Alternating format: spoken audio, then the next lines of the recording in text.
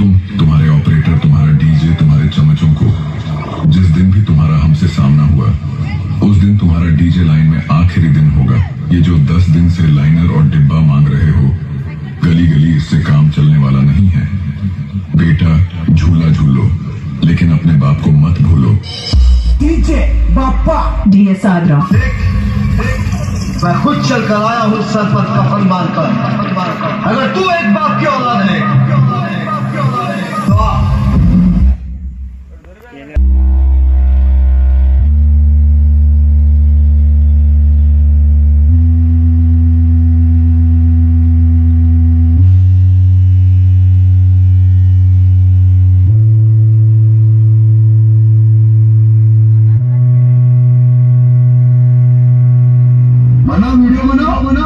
कोई जवाब देने वाला नहीं था ना?